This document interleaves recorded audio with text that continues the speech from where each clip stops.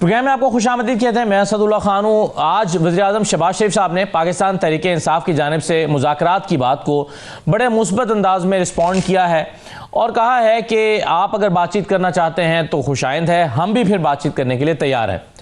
लेकिन साथ ही साथ उन्होंने एक शर्त भी रखी है कि मुज़ाकरात होंगे, बातचीत होगी, लेकिन ब्लैकमेलिंग में नहीं आएंगे।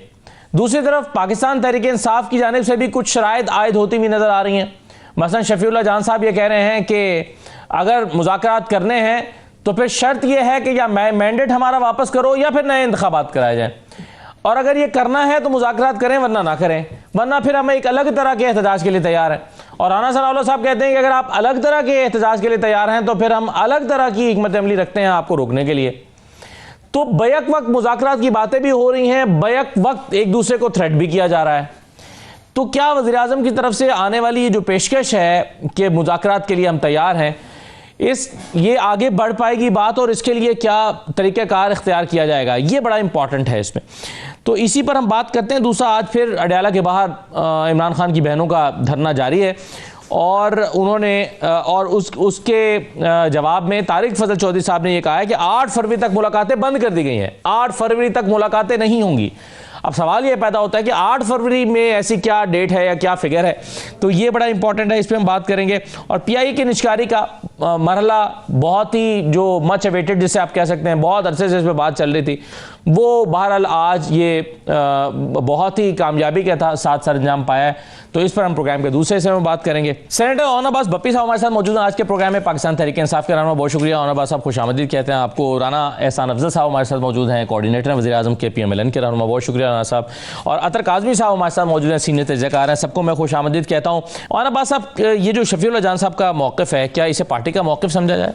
बिस्मिल्लाहिर्रहमानिर्रहीम। बिल्कुल जी, देखिए थोड़ा सा सब समझने की कोशिश करें। मुझे आज किसी ने पूछा कि जी आपकी कन्फ्यूजन है, एक तरफ आप मुज़ाकरात की बात करते हैं, दूसरा कहते हैं जी जो पूरे 1.5-2 महीने में जिस किस्म की सिचुएशन पाकिस्तान में क्रिएट कर दी गई है, खासतौर पर इमरान खान साहब के वाले, खान साहब ने अल्लामा राजा नासिर साहब को, रज़ी साहब को कहा कि आप मुज़ाकरात करें।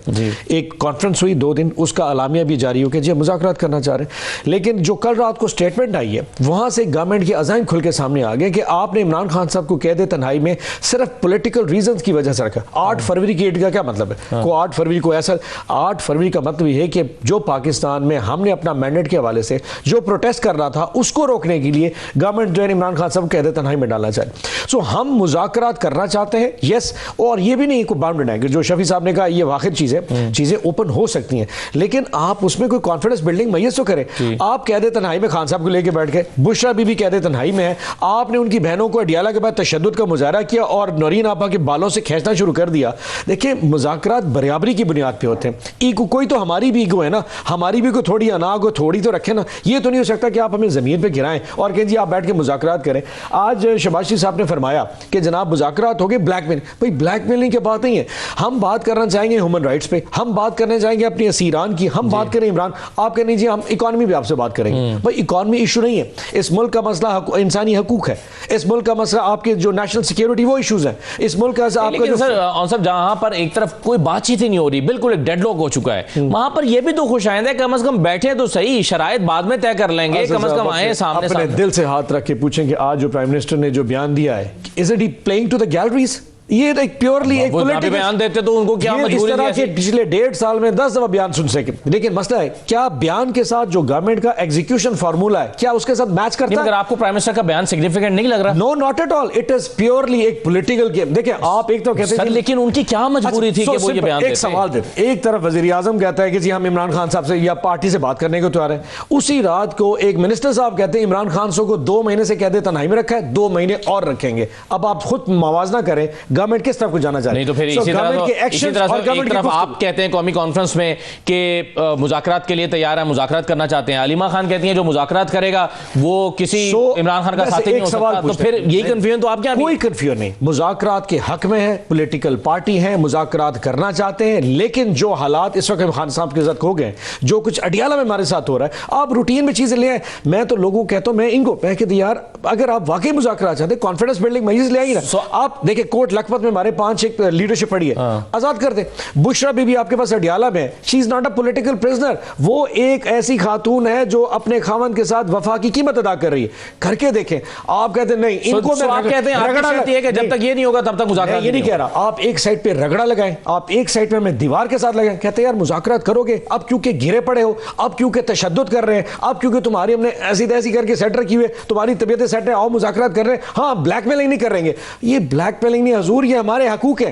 We talking about our rights. मैं पिछले मतलब चौथा महीना हो गया अडियाला हर मंगल को जाता हूं। जो कुछ तमाशा होता क्या है, 3 बहनें आती हैं अपने भाई से मिलने के लिए, आधे घंटे की मुलाकात कर दे, नहीं हम हुकूमत है, हमारे पास ताकत है, नहीं मिलने देंगे। देखते हैं, यकीन करें दुनिया की सारे टॉर्चर बर्दाश्त होते हैं, कैद तन्हाई बर्दाश्त नहीं हो सकता इंसान। और वो कैद तन्हाई जिसमें आपने अर्दली को कहा खबरदार तुमने सलाम का जवाब दिया, ताकि इंसानी आवाज सुनने से ये महरूम हो जाए। इस किस्म का टॉर्चर आप कहते हैं जी मतलब मुज़ाकरात के लिए कोई माहौल तो क्रिएट करें। आप ये कहते हैं is playing to the gallery.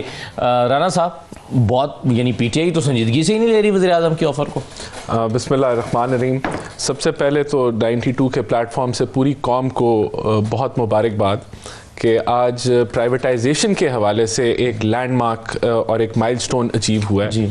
और मैं समझता हूँ जो ट्रांसपेरेंसी के साथ पूरी कौम ने देखा, विटनेस किया, तो जो लोग जो नाक़दीन कहते हैं कि स्ट्रक्चरल रिफॉर्म्स नहीं हो रही, मुल्क आगे नहीं बढ़ रहा, आज मैं समझता हूँ कि उनके लिए अच्छा दिन नहीं है। चले मैंने जैसे अब लेकिन मैं क्योंकि आज एक अच्छा पॉजिटिव दिन है तो मैंने कहा शुरू जो है वो मैं उससे करूँ। अब जो है वो मुद्दे पे आ जाते हैं। लेकिन बात ये है कि कैबिनेट जो है वो गवर्नमेंट होती है और इससे हाईएस्ट फोरम नहीं होता हुकूमती लेवल पे, और आईनी कैबिनेट ही गवर्नमेंट होती है। हाँ, कैबिनेट ही गवर्नमेंट होती है। उसके अंदर प्राइम मिनिस्टर ऑफ पाकिस्तान ने इनको मुज़ाकरात की बात की और जवाब दिया। जो तहरीक तहफ़्फ़ुज़ आइन ने जो बात की कि मुज़ाकरात होने चाहिए, तो उसका जवाब पॉजिटिव में दिया।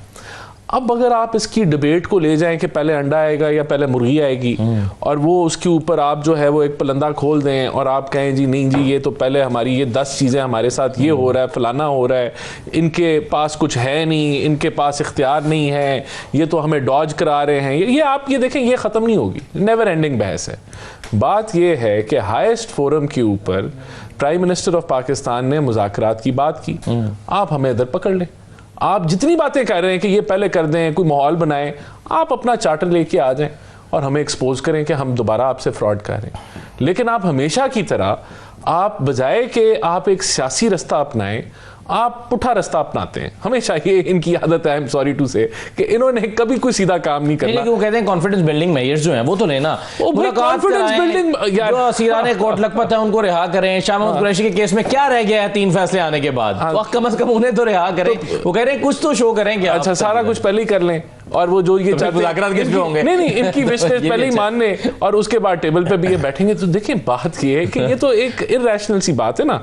बात ये है कि आप कह रहे हैं कि कुछ तो कोई माहौल बनाए। माहौल कैसे बनाते हैं? काबीना में आप अनाउंस करते हैं कि भाई मुज़ाकरात करो, ये माहौल नहीं बना रहे। जब आप प्राइम मिनिस्टर जो है हाईएस्ट फोरम के ऊपर ये पॉजिटिव बात करे, तो यार आप भी पॉजिटिव बात कर लें यार, आप भी देखें उसके बाद क्या होता है। आपने जरूरी पॉजिटिव का नेगेटिव करके उसको मनफी 0 करना है। आप भी पॉजिटिव करके देख लें कि हाँ बड़ी अच्छी बात है, मुज़ाकरात कर लेते हैं, देखते हैं ये कितने सीरियस हैं, हमारी ये लिस्ट आए, आ जाए टेबल पे बैठे।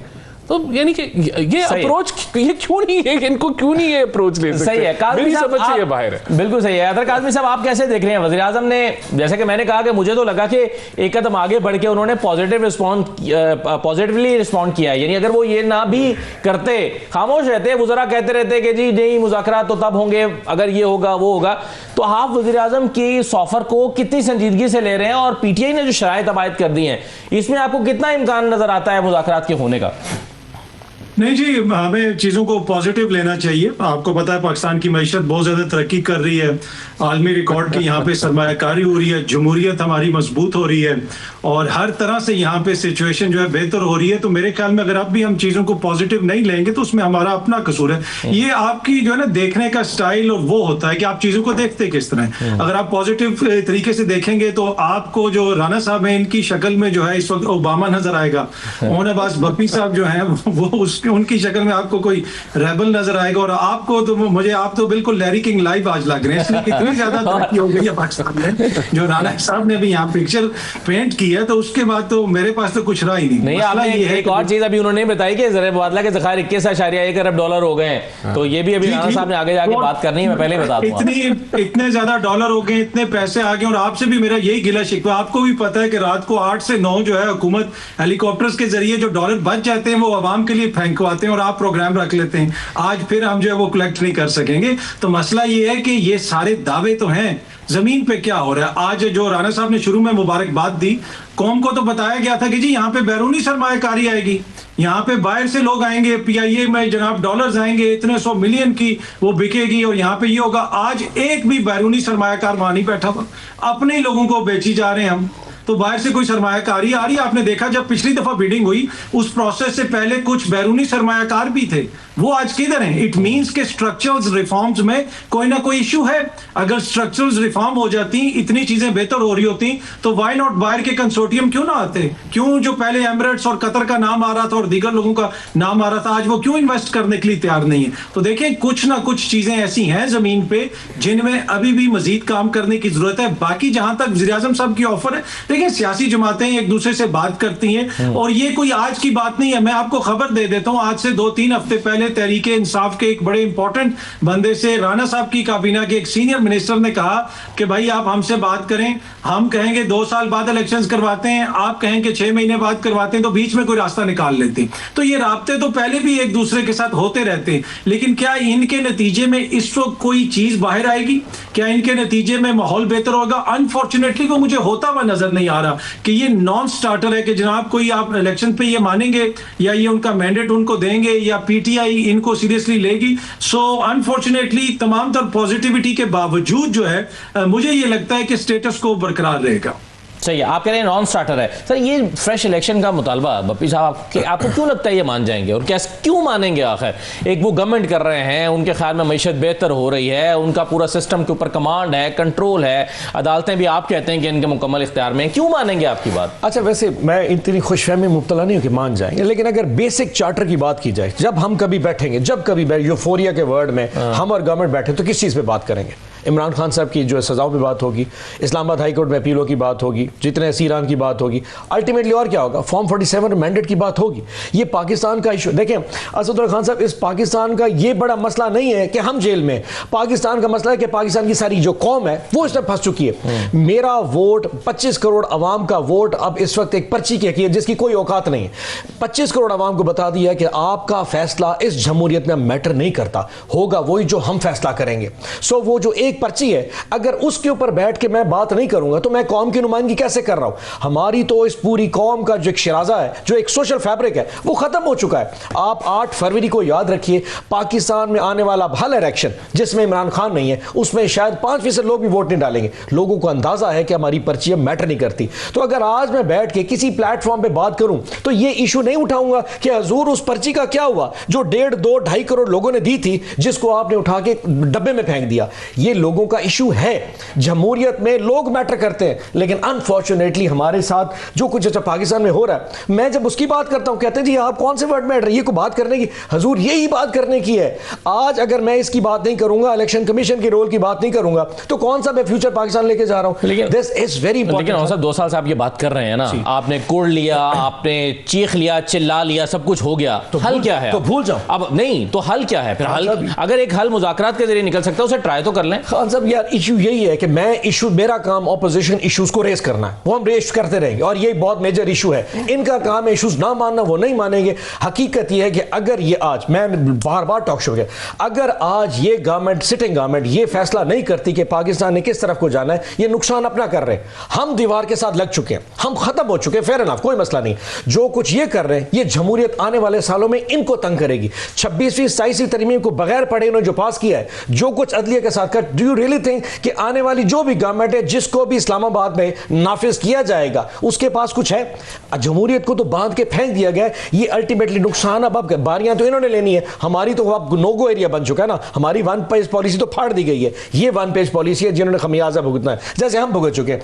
अल्टीमेटली दे हैव टू पे द प्राइस। हमारा काम है इश्यूज को रेज करना। अगर मैं आज भूल जाऊं क्या खान साहब जी हम बात नहीं करते जी इलेक्शन में क्या 8 फरवरी को इंपॉर्टेंट, 8 फरवरी इंपॉर्टेंट है, एक खामोश इनकलाब आया था, दुनिया में ऐसे ऐसे इनकलाब नहीं आए जहां औरतें बूढ़े बच्चे बगैर निशान के जाके उन्होंने बंदे ढूंढ ढूंढ के वोट दिए थे जस्ट बिकॉज दे फेल्ट कि ये आइडियोलॉजी नजरियात की जंग थी। मैं आज उसको भूल जाऊं क्योंकि मेरी कौम ने इनकलाब के लिए आया था, लेकिन क्योंकि लूट किया गया, दिस विल नॉट हैपन। हम सारी उम्र यही याद कराएंगे क्योंकि this is the core of the problem, यही इशू है। आप भूल जाएं उसका बचेगा क्या? Pakistan has gone to some place जहां से शायद ही वापसी भी नहीं हो सकती, और सबसे बड़ा नुकसान जो उठाएंगे ये हमारे जो सिटिंग गवर्नमेंट है। सही है। सो आपको ये लगता है राना साहब, जो मुझे बातें सुन के ख्याल आ रहा है और पीटीए के और भी रहनुमाओं की, कि भाई अगर हमने 8 फरवरी के मैंडेट पे मुज़ाकरात नहीं कर रहे हैं और असीरान की रिहाई पे नहीं कर रहे हैं, तो फिर हमने मुज़ाकरात करने ही क्यों हैं? तो आपके ख्याल में क्या मौज़ूआत हैं मुज़ाकरात के, अगर आप मुज़ाकरात के लिए तैयार हैं? मुझे ये बताएं कि हमने कोई बैन किया है कि आप ये सब्जेक्ट के ऊपर हम बात नहीं करेंगे? ऐसा तो किसी ने बैन नहीं लगाया, कोई प्राइम मिनिस्टर ने लिस्ट दी है कि ये टॉपिक नहीं होंगे या ये टॉपिक होंगे। आप फ्रेश इलेक्शन पर बात करने के लिए तैयार हैं? मैं आपको ओवरऑल मैं बात कर रहा हूं ना। देखें, बात ये है कि 2018 का मैंडेट हम इनका नहीं मानते थे, हम इनको सिलेक्टेड हुकूमत कहते थे, हम फिर भी तैयार थे इनके साथ बैठने के लिए, ये हमारे साथ बैठने के लिए तैयार नहीं थे।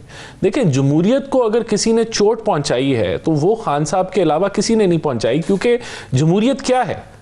गवर्नमेंट है और ऑपोजिशन है, और जब गवर्नमेंट और ऑपोजिशन में इतनी आप दूरी कर देंगे कि आप बैठने के भी काबिल नहीं होंगे, तो ये तो ब्रेकडाउन है ना जमहूरियत का। क्योंकि जब ऑपोजिशन और हुकूमत मुल्की एजेंडे के ऊपर बैठ ही ना पाए, किसी को उसकी वजह कोई भी हो, एक वजूहात हो या 10 वजूहात हो, आप बना सकते हैं वजूहात, लेकिन आपस में आप कम्युनिकेट ही ना कर पाए, तो ये ब्रेकडाउन है जमहूरियत का। जो बदकिस्मती से जो पोलराइजेशन खान साहब ने फैलाई, उसको हम जो है वो और वो आपने ये अभी ये बता रहे हैं हमारे साथ, तो मेरे पास भी फहरिस्त है, 50 चीज़ें हैं। इन्होंने तो पूरी ऑपोजिशन को, जब हम ऑपोजिशन थे, सारों को जेलों में डाला, कोई था ही नहीं बाहर, कोई था ही नहीं। अभी तो फिर ये बप्पी साहब भी बाहर हैं और भी लोग। लेकिन आप ही के साद रफीक साहब कह रहे हैं ना कि जो हुआ सो हुआ, माजी में बहुत कुछ हुआ है, लेकिन जो आइन को मानता है, वो कह रहे हैं जो आइन को मानता है उनको बिठाएं साथ, उनके बैठ जाएं, और ये पाबंदियां ना लगाएं कि तुम सियासत पे बात नहीं कर सकते। वो कहते हैं घोड़ा घास नहीं खाएगा तो क्या करेगा। वो ये क्या समझते हैं कि आप जो पाबंदी लगा रहे हैं ना कि जेल वाला बंदा जो है वो सियासत पे बात नहीं कर सकता, ये गलत कर रहे हैं? नहीं, देखें, बात ये है कि आपको एक सज़ा हुई है तो आपने, वो पनिशमेंट है, उस पनिशमेंट के अंदर कानून है कि आप वहाँ बैठे ये तो नहीं कर सकते ना कि आप तहरीकें बाहर चलाएं, आप कहें कि जी अब एहतजाज करो, सड़कें बंद करो। एक जेल में बैठा कैदी क्या ये हदायत दे सकता है कि आप सड़क बंद कर दें? नहीं कर सकता ना, क्योंकि कानून इसकी इजाजत नहीं देता और दुनिया भर में नहीं देता।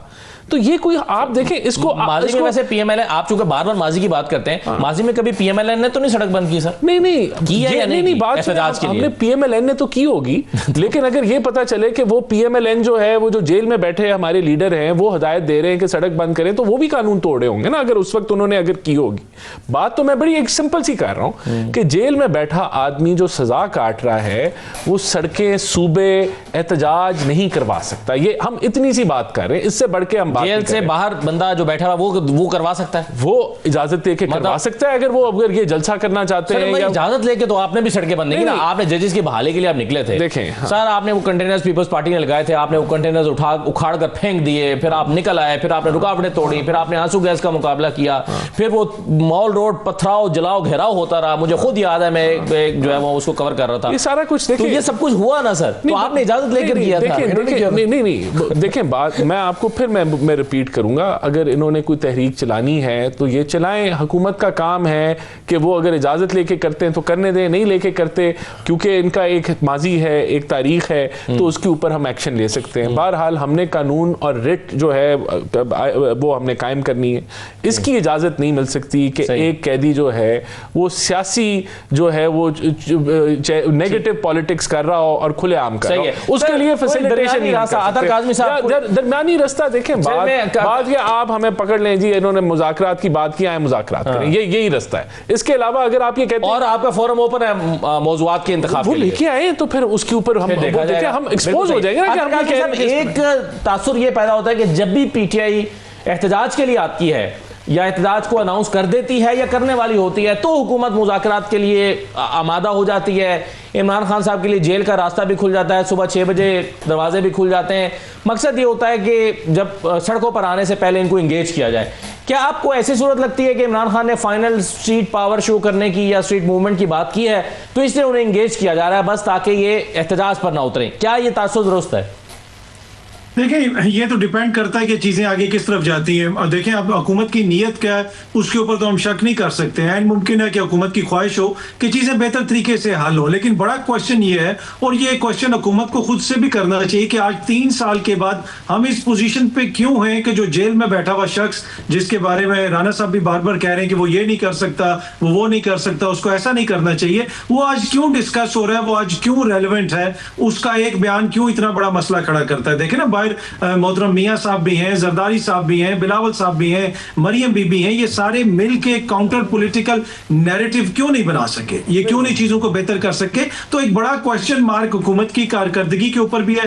फिर तहरीक इंसाफ ने भी फैसला करना है कि वो किस किस्म का एहतजाज करना चाहते हैं, वो क्या करना चाहते हैं, वो हुकूमत से बात करना चाहते हैं या नहीं बात करना चाहते, या उन्होंने किससे बात करनी है, क्या उन्होंने कुछ सीखा है जो माजी के अंदर। देखे ना, जब ये राना साहब ऑपोजिशन में थे तो इन्होंने दुरुस्त फरमाया, राना सनाउल्लाह के ऊपर आपने हेरोइन डाल दी, आपने बहुत सारे लोगों को वैसे गिरफ्तार किया, इनके पीटीआई के वुज़रा भी आके कहते थे कि जनाब अगला वो गिरफ्तार होगा, वो गिरफ्तार होगा। क्या इन सारी चीजों से उन्होंने सीखा है? तो उनका इम्तिहान तो तब शुरू होगा जब वो दोबारा इक्तदार में आएंगे। लेकिन ये तो मेरे मोअज़्ज़िज़ दोस्त 3-4 दफा ये चीज एक्सपीरियंस कर चुके हैं, लेकिन उसके बावजूद पीपल्स पार्टी और नून लीग की जो इस वक्त हुकूमत है, क्या कोई उसको देख के ये कह सकता है कि माजी से उन्होंने कुछ सीखा है? अनफॉर्चुनेटली वैसा नजर नहीं आता। मुझे ये लगता है असद साहब के इस वक्त स्टेटस को ही रहेगा, जिस तरह की चीजें हैं वैसी ही चीजें चलेंगी, उसी तरीके से चीजों को मजबूत, यानी निजाम को मजबूत करने की कोशिश की जाएगी, जिस तरह 26वीं तरमीम में हमने देखा, 27वीं आईनी तरमीम में देखा।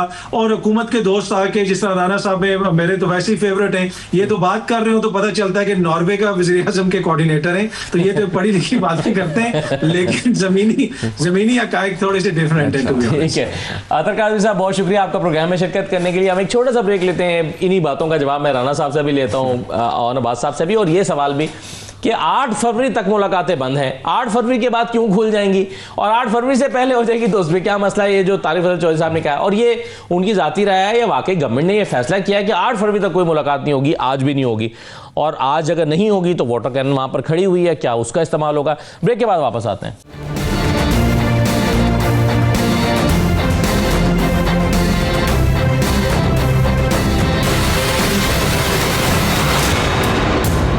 ब्रेक के बाद आपको दोबारा खुशामदीद कहते हैं। और नवाज साहब, कुछ चीज़ें तो गवर्नमेंट ये क्लेम करती है और दिखाई भी दे रही हैं कि पॉजिटिव हो रही हैं। जैसे आज ही की बड़ी डेवलपमेंट है कि पीआईए जो है 135 अरब में भेज दी हुकूमत ने निजकारी, शफाफ तरीके से उसका अमल मुकम्मल हुआ। फिर 21 बिलियन डॉलर के इनके जो है वो ज़र मुबादला के ज़खायर हो गए हैं। तो गवर्नमेंट को और पाकिस्तान को स्टेबिलिटी की ज़रूरत है। क्या आप गवर्नमेंट को सपोर्ट करने के लिए तैयार हैं इस ज़मीन में? इस पर कोई शक नहीं, करने को तैयार है, लेकिन क्या इनका अपना ज़ाइन क्लैरिटी है इनको? आप ये बताएं कि पिछले कोई 2.5-3 साल से, जब से हम 2022 में रजीम चेंज, इनके पास हुकूमत है, वन वे तो ये रन कर रहे हैं। आप मुझे बताएं कोई $1 मिलियन की इन्वेस्टमेंट बाहर से आई हो? ये तो भी लोकल के कंसोर्शियम से, जैसे अतर काज़मी साहब ने कहा, लोकल इन्वेस्टर से। क्या बाहर से कोई लोग? इसका वजह कि जो आपका इंटरनेशनल इन्वेस्टर है उसको आप पे ट्रस्ट नहीं है। SIFC बना लिया आपने, ये कर लिया, वो कर लिया, इन्वेस्टर तो कोई भी नहीं आ रहा। आपने कहा जी गवादर में इतने अरबों की इन्वेस्टमेंट आ रही है, वो एंड पे हमें क्या नहीं कर पता लगे जी वो जो बैक वाले चिकन वाले यहाँ पे आ रहे थे, सऊदी अरब से इन्वेस्टमेंट आ रही। प्रैक्टिकली पाकिस्तान में कुछ नहीं हो रहा, because people lack that consistent. लोगों को एक सोच है कि पाकिस्तान में वो चीज़ है। आपके इशूज KPK में कैसे चल रहे हैं, आपके बलूचिस्तान के इशूज कैसे हैं, लोग हर चीज़ देखते हैं। आपने वो माहौल ही शायद क्रिएट नहीं किया। देखिए, अल्टीमेटली फैसला किसने करना है? इस कैमरा मैन ने फैसला करना है कि इसकी ज़िंदगी में क्या फ़र्क पड़ा है। क्या 3 साल में इसकी ज़िंदगी में कोई फ़र्क पड़ा है? नहीं पड़ा खान साहब। आज आप पाकिस्तान का किसान उठा के देख लें, आज आप पाकिस्तान में तनख्वाहदार तबका उठा, हर बंदे की ज़िंदगी में तनाज़ुल हुई है। अगर एक आम इंसान पाकिस्तान में ख़त्म हो चुका है तो फिर ये कैसे आपने हमारी परफॉर्मेंस बेहतर है? कुछ भी पाकिस्तान में अच्छा नहीं, सिवाय हमें दीवार के साथ लगाने के अलावा इनकी कोई परफॉर्मेंस नहीं। आप 3 साल में जैसे कहा ना, रेलेवेंस सिर्फ और सिर्फ हमारी है और कुछ नहीं है। इनकी जो प्रायोरिटी है वो पाकिस्तान का फ्यूचर इकोनॉमिक प्रॉस्पेरिटी नहीं है। इनकी जो प्रायोरिटी है वो पाकिस्तान में तहरीक इंसाफ को ख़त्म करना, इमरान खान को ख़त्म करना। और इस तरीके से क्या चल पाएगा? अब पाकिस्तान की अवाम में एक बार टेक्सटाइल फैक्ट्री जब चल रही थी पाकिस्तान में, यकीन जाने फैसलाबाद की जो पूरी लेबर है वो मुल्तान से जाती थी, बसें जाती थी, बिकॉज वहां पे लेबर शॉर्टेज हो गई थी। आज आपकी आधे ज़्यादा टेक्सटाइल राना से फैसलाबाद से आधे ज़्यादा टेक्सटाइल बंद हो चुकी है। पाकिस्तान के किसान में जो गंदम के साथ है 2100 रुपये मन हम गंदम बेच गए, 2100 रुपया। आज वही गंदम जो स्टॉकी ने और बड़े बड़े लोगों ने पंजाब में गंदम स्टॉक किए 4000 रुपये मन बेच रहे हैं। यानी कि जिम्मेदार को आपने 2100 दिया, 4000 आपने उठा उसको दे दिया। You have ruined everything. और आप कहते हैं पाकिस्तान पर 21 अरब डॉलर, हुजूर मेरा पेट नहीं भर सकता। 21 अरब डॉलर इस शख्स की बच्चों की फीस नहीं दे सकता, उसकी मां का इलाज नहीं करा सकता। This is what we are telling. लेकिन क्योंकि प्रायोरिटी सिर्फ इमरान खान है, रेलेवेंस में इमरान खान है, इसलिए दिमाग भी उधर चलता रहेगा। अच्छा देखें, इसमें अता काज़मी साहब का भी ये नुकता था कि बाहर से कोई इन्वेस्टर नहीं आया, ये लोकल इन्वेस्टर्स ने APIA ली है। पाकिस्तान के ऊपर फॉरेन डायरेक्ट इन्वेस्टमेंट बिल्कुल नहीं आ रही, माजी यानी पिछले 50 साल की लोएस्ट सतह पे चली गई है। इसका क्या जवाब? देखें, अल्हम्दुलिल्लाह मैं फिर कौम को, अवाम को मुबारकबाद दूंगा। एयर इंडिया जो है तीसरी अटैम्प्ट में प्राइवेटाइज हुई। जब PIA की पहली अटैम्प्ट फेल हुई तो बहुत सारे लोगों ने कहा देखें जी फेल हो गए, इनसे प्राइवेटाइज नहीं हुई। आज अल्हम्दुलिल्लाह एक कामयाब बिडिंग हुई और देखें जो प्राइस का तयन किया था 100 बिलियन का, उससे 35 अरब ऊपर जो है वो बिड हुई। अब ये बात कि लोकल इन्वेस्टर जो है वो आए और फॉरेन इन्वेस्टर नहीं आए, देखें हम पहले दिन से कह रहे थे कि जब लोकल इन्वेस्टर इन्वेस्ट करेगा और उनका कॉन्फिडेंस देख के जो है वो फॉरेन इन्वेस्टर आएगा। और ऐसे ही होता भी ऐसे ही है। देखें, जब आपका मुल्क दिवालिया हो रहा था, जब 4 अरब डॉलर के रिजर्व्स थे, तो आप कह रहे थे मुल्क दिवालिया हो रहा है, इन्होंने खोखला कर दिया मुल्क और फलाना, वो ये बहस थी। तो तब तो फॉरेन इन्वेस्टर ने नहीं आना था ना, तब तो लोग जो हैं वो अपने कैपिटल लेके बाहर जा रहे थे। आज अल्हम्दुलिल्लाह अगर 21 अरब डॉलर के रिजर्व्स हैं और आपका तकरीबन 2.6 या 3 महीने का इंपोर्ट कवर आप कवर कर रहे हैं, तो ये इस्तेहकाम की गारंटी देता है। बाकी इंडस्ट्री बंद हो गई है जैसे कह रहे हैं। देखें, ओवरऑल तो टेक्सटाइल की एक्सपोर्ट बड़ी है, कम नहीं हुई, इस साल भी अभी तक भी बड़ी है। लेकिन हो सकता है कि कुछ जो पुरानी टेक्नोलॉजी इस्तेमाल करते हैं वो उनके लिए वो अपनी रीजंस की वजह वो अपनी रीजंस की वजह। देखिए ऑब्वियसली मैं ये नहीं कहता कि अभी हमने सब कुछ अचीव कर लिया है, बहुत सारे मसाइल हैं। टैक्स रेट हमारा ज़्यादा है, बिजली का रेट अभी रीजनली ज़्यादा है, गैस का रेट ज़्यादा है और गुर्बत है इस मुल्क के अंदर, बहुत सारे मसाइल हैं। मसाइल से हम इनकार नहीं करते और एक आम आदमी कोई खुशहाल नहीं हुआ, लेकिन क्या हम आगे बढ़ रहे हैं? क्या हम मानते हैं कि अगर पॉलिटिकल स्टेबिलिटी हो और मुल्क में इस वक्त जो कुछ चल रहा है ऑपोजिशन और हुकूमत के माबैन ये ना होता तो शायद ज़्यादा बेहतर परफॉर्म कर रहे होते आप? जरूरत है इस बात की कि देखें कि मसाइल इसका फैसला किसने करना है पॉलिटिकल स्टेबिलिटी का? ये कदम शायद पहला तो गवर्नमेंट नहीं बनाना है, तो वो बना लिया ना, तो वो और एक दफ़ा पहली दफ़ा नहीं, पिछली दफ़ा भी हमने ही कदम बढ़ाए। लेकिन अगर आपने फैसला ये करना है कि आपने IMF को ख़त लिखना है उस टाइम के ऊपर जब आप मजबूर हों, तो ये इनका फैसला है ना, वो कौम देख रही है। अगर आज ये इनका फैसला है कि ये जी 25 चीज़ें फलाना नहीं है, हमारे साथ ये हो गया वो हो गया, पहले ये करें वो करें, हम नहीं करेंगे, इनके पास कुछ नहीं है, ये इनका फैसला है। देखिए हमारा काम ये है कि हम ऑफ़र करें, हमारा काम ये है कि हम PIA को प्राइवेटाइज़ करें, जो हमने अल्हम्दुलिल्लाह आज कामयाबी से कर लिया। और एक देखिए मैंने आपको कहा था कि नाक़दीन कभी खुश नहीं होंगे, कहेंगे जी ये तो लोकल इन्वेस्टर हैं, ये तो फॉरेन इन्वेस्टमेंट नहीं है, फलाना नहीं है। वो आप देखें कीड़े आप निकाल सकते हैं, अच्छी बात है निकालें, हम अगली दफ़ा और उसको बेहतर करेंगे। लेकिन आज आपने एक बहुत बड़ा माइलस्टोन अचीव किया है और इसको देखते हुए आपकी अगली प्राइवेटाइजेशन की बिड्स भी इंशाल्लाह कामयाब होगी। तो सिलसिला शुरू हो गया है और वो ये 8 फरवरी में क्या मैजिक नंबर ये 8 फरवरी है कि 8 फरवरी तक इमरान खान की मुलाकातें नहीं होंगी फैमिली के साथ? देखें जो राना सनाउल्लाह साहब ने जो बात की है, उन्होंने तो इस चीज़ का वो कहा है ना कि हमें यही, जब एक आप जेल में बैठा कैदी प्रोटेस्ट जो है वो प्लान कर रहा है और वो सारी जो मुशावरत है, बातचीत है, वो प्रोटेस्ट के हवाले से है और वो इस तरीके से के हवाले से कि पहिया किस तरह जैम करना है, उसकी इजाज़त तो नहीं दे सकते ना। और अगर वो 8 फरवरी के इर्द होगी तो फिर ऑब्वियसली वो इसलिए उस नंबर को लिया जा रहा होगा। लेकिन ये 8 फरवरी के बाद वैसे भी रमज़ान शुरू हो जाएगा 2-4 दिन बाद। तो बस देखें, तो मेरे ख्याल से पॉलिटिकल स्टेबिलिटी तो आ रही है आहिस्ता आहिस्ता, और आ गई है, और बेहतरी आ रही है हर रोज़ और हर दिन बेहतरी आ रही है। एहतजाज तो वो आपको करने नहीं देंगे, बेहतर नहीं है मुज़ाकरात ही कर लें। अच्छा, ये जो अलग किस्म का जो इनकी तरफ से रिस्पांस है, ये कोई पहली दफ़ा तो नहीं है, पिछले 3 साल से अलग ही रिस्पांस इतना है। इमरान खान साहब को पिछले भोंडे किस्म के 4 केसेस में 17 साल से 50 साल से ज़्यादा सज़ा की, ये अलग किस्म का ही इंसाफ था। हमारे 5 के करीब जो लीडरशिप इस वक्त कोट लखपत जेल में है, उन सबको 40 साल, ये अलग किस्म का इंसाफ ही है। हमारी जो लीडरशिप है जिसमें उमर अयूब साहब, शिबली फराज साहब, ज़ताज गुल साहिबा, उन सबको 50 साल की सजा, ये अलग किस्म का इंसाफ ही है। तो इससे बढ़ के और कौन सा अलग इंसाफ है भाई? इतना ही होता अलग इंसाफ, इससे बढ़ के नहीं हो सकता। सो अलग इंसाफ आपका चल रहा है, ये कोई नई हमारी रीत भी नहीं है, कोई नई रिवायत भी नहीं है। आप ही के एक साहब थे जितना सांस है ना, जितनी हम में हिम्मत है, हम लड़ेंगे।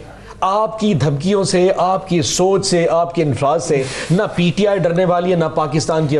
डरना कब खत्म हो चुकी है? जब आप या खैबर पख्तूनख्वा के पीटीआई या शफी साहब, सोहेल हफीज़ साहब अलग किस्म की बात करते हैं ना, तो उनका उससे हम मुराद ये लेते हैं, शायद वो कह भी यही रहे हैं कि भाई पिछली दफ़ा हम नाकाम हुए थे, इस दफ़ा जो हम करेंगे हम नाकाम नहीं होंगे। तो इस दफ़ा आप क्या ऐसा अलग करेंगे कि आप कामयाब हो जाए, आपका एहतजाज कामयाब हो? उस पर खैर ज़्यादा जो सोच है वो ये थी कि पिछली दफ़ा सोच ये भी थी कि जी यहाँ पहुँचना है, वहाँ पहुँचना है, डी चौक इस्लामाबाद, ये स्ट्रैटेजी शायद इस दफ़ा नहीं होगी। इस दफ़ा स्ट्रैटेजी जो भी बननी है वो खैबर पख्तूनख्वा के हवाले से होगी, वहीं उन्होंने प्लान किया, और एक परसिस्टेंट किस्म की पख्तूनख्वा में आप 50 सड़कें बंद कर देंगे, इससे क्या फायदा? जो भी सड़कें बंद करें, जो भी मामला, देखिए याद रखिए, हम कोई दहशतगर्द जमात नहीं है, हम कोई अस्करियत नहीं है, हमारा कोई ऐसा एलिमेंट नहीं है कि हमने आके कोई केओस क्रिएट करना है, नार्की क्रिएट करनी है। हम पॉलिटिकल जमात है, लेकिन पॉलिटिकल माइंडसेट के साथ प्लान करेंगे। अगर कोई लूप होल्स रह गए थे पिछली दफा तो वो हम कवर करने की कोशिश करें। इसका मतलब अलग ये महवर और मंबा जो है वो खैबर पख्तूनख्वा होगा। यस, मेजॉरिटी जो वो कह रहे हैं वो खैबर पख्तूनख्वा ही होगा। सो इस्लामाबाद और डी चौक, ये खान साहब पहले भी कह चुके ये हमारा इस वक्त महवर नहीं, उनका मकसद ये। और दूसरा जलसों में नारे तो आप डी चौक ही लगवा रहे हैं, ऐसा कुछ नहीं, लोगों का अपने महवर, लेकिन ये स्ट्रैटेजी अल्टीमेटली खान साहब ने फैसला करना है, और फिर उसके बाद सोहेल अफरीदी ने फैसला करना है कि खैबर खान साहब ने तो फैसले का इख्तियार दे दिया आप लोगों तो हमारे पास है, लेकिन ऐसी कोई स्ट्रैटेजी फैसला हुआ। लेकिन एक बात बताऊं,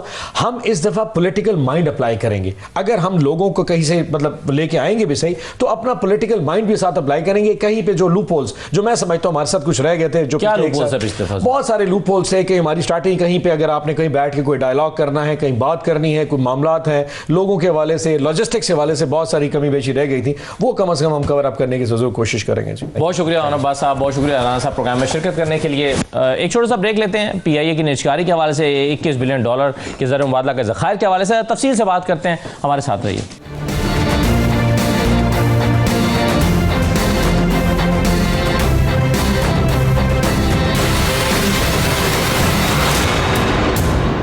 ब्रेक के बाद आपको दोबारा खुशामदीद कहते हैं। पीआईए को बहरहाल बेच दिया गया। 135 अरब रुपए में आरिफ हबीब ग्रुप ने, कंसोर्शियम ने ये कामयाब बोली लगाकर पीआईए ख़रीद ली।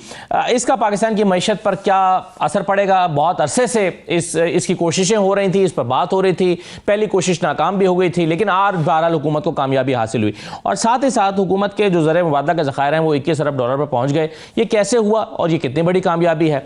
और तीसरा जो मौजू मेरा इस सेगमेंट का रहेगा वो सोलर पॉलिसी में तब्दीली है, कि जिसमें नेट मीटरिंग की पॉलिसी को ख़त्म करके नेट बिलिंग का निज़ाम मुतारिफ करवाया जा रहा है। ये सोलर सारिफीन की हौसला शिकनी के मुतरादिफ है। ऐसा क्यों किया गया और इससे क्या फ़र्क पड़ेगा? इन तमाम चीज़ों पर बात करेंगे। हारून शरीफ साहब हमारे साथ मौजूद हैं, माहिर मुआशियात हैं। बहुत शुक्रिया हारून साहब, खुश आमदीद। सर, सबसे पहले तो पीआईए की निजकारी बहरहाल कामयाबी से मुकम्मल हो गई, 135 अरब रुपए में गई। आपके ख्याल में ये सही अमाउंट है? इतने ही तवक्को की जा रही थी या इससे कम ज़्यादा की तवक्को थी? जी, रिजर्व प्राइस अगर 100 अरब रुपए की थी और 135 में गया है, तो ये तो रिजर्व प्राइस से 35% ऊपर गया है। तो which is at the face of it looks like reasonable price, और अच्छी प्राइस है। और उसकी बिडिंग हुई, अगर आपने देखा हो कि 115 अरब से बढ़ना शुरू हुआ और चलता चलता फिर 135 तक मामला गया। और ये एक अच्छा फील गुड फैक्टर है, सिग्नल है कि लोकल इन्वेस्टर्स जो हैं उन्होंने इंटरेस्ट शो किया है। जो हमारा ऑब्सेशन है फॉरेन इन्वेस्टर से, उसके अंदर कुछ तब्दीली दिखाई देती है। अब डिपेंड करता है कि ये जो जिस ग्रुप ने लिया है कंसोर्शियम ने, कि आया वो इसको सिर्फ प्रॉफिटेबल करने पे जोर लगाते हैं या इसकी एफिशिएंसी भी बढ़ा पाते हैं और सर्विस का मयार भी बेहतर करते हैं, क्योंकि ये बहुत बड़ा इम्तिहान है अगर हमने प्राइवेटाइजेशन के प्रोसेस को कंटिन्यूड रखना है। तो इसके बाद हारून साहब चलिए, ज़ाहिर है इस पर इन्वेस्टमेंट भी करना पड़ेगी, जहाज़ों की तादाद में भी इजाफा करना पड़ेगा। आपके ख्याल में इसमें जो इन्वेस्टर्स हैं उनके लिए क्या अट्रैक्शन मौजूद है? जी, इन्वेस्टर्स ने तो अपनी ड्यू डिलिजेंस करके बोली लगाई है, उनको इसमें प्रॉफिट दिखता है, एसेट्स भी हैं, ज़मीनें भी हैं, होटल भी हैं, इसके अलावा पीआईए के पास लुक्रेटिव रूट्स भी हैं, एक नाम भी है फ्रेंचाइज का जो बहुत सालों से बना हुआ था, बिगाड़ दिया गया सरकार ने। सो आई थिंक इन चीज़ों को ऐड कर लें तो ये बड़ी एक अच्छी लुक्रेटिव प्रॉपोजिशन बनती है।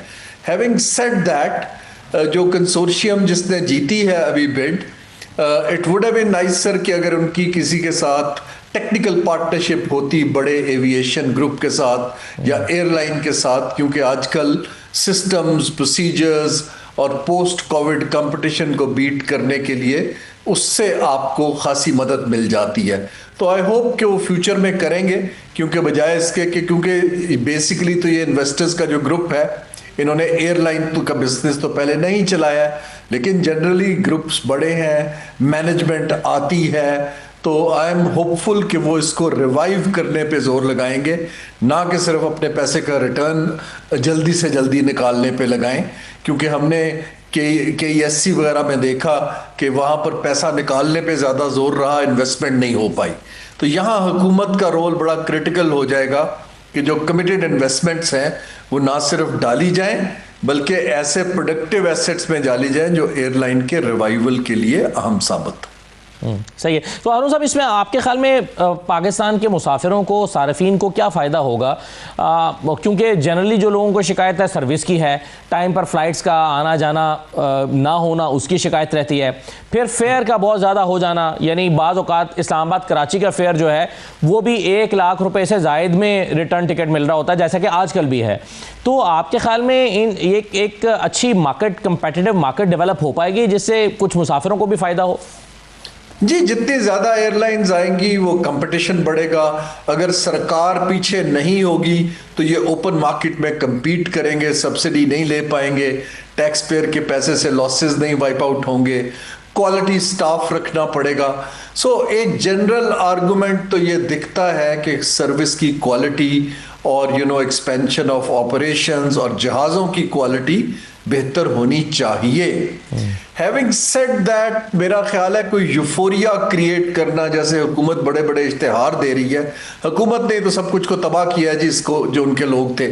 सो all I am trying to say कि आप शुक्र करें कि एक प्रोसेस चल पड़ा है, इन्वेस्टर्स ने इंटरेस्ट शो किया है, कामयाबी से आपने एक बोलियां कंप्लीट कर ली हैं। अब इसको आप कंसोलिडेट करें और लोगों को आउटकम दिखने चाहिए। ये जो हम अभी एक पॉपुलिस्ट फेज में आ जाते हैं कि हमने बहुत बड़ा कमाल कर दिया, इसमें पाकिस्तान की इकोनॉमी के ऊपर कोई ऐसा इमीडिएट इम्पैक्ट नहीं है। हाँ, ये एक IMF के लिए अच्छा सिग्नल है, क्योंकि वो कहते हैं स्टेट ओन्ड एंटरप्राइजेस से आप निकलिए। गवर्नमेंट के लिए अच्छा है, ट्रांजैक्शन कॉस्ट कम होगी, जो उनका काम नहीं था, कोई प्रोफेशनल मैनेजर्स चलाएंगे। लेकिन एज सच ये कोई नई इन्वेस्टमेंट इसके अंदर अभी पाकिस्तान में नहीं आ रही है। ये तो एक चेंज ऑफ ओनरशिप का प्रोसेस है। नई इन्वेस्टमेंट आएगी जब वो एक्सपेंशन में जाएंगे और इन्वेस्ट करेंगे इंशाल्लाह अगले 3 से 5 बरस में। तो हारून साहब, इसमें आपको लगता है कि जो बाकी इदारों की निजकारी का अमल रुका हुआ है या जो पाइपलाइन में खड़े हुए हैं उनके लिए कोई रास्ता खुला है इससे? जी बिल्कुल खुला है, और इसके ऊपर हमें बिल्ड करना चाहिए, क्योंकि अगर 3 बड़े ग्रुप्स ने इंटरेस्ट शो करके एक एंटरप्राइज को टेक ओवर किया है, तो बाकियों के लिए भी इंसेंटिव है कि अगर स्टेट जो है अच्छी डील्स बना के टेबल पे लाए। मेरी उनको एडवाइस ये होगी कि बहुत बड़ी डील्स जैसे पाकिस्तान स्टील है या पाकिस्तान रेलवेज है उसकी तरफ ना जाएं, उसमें वक्त लगता है, अकाउंटिंग प्रोसीजर्स अभी तैयार नहीं होते।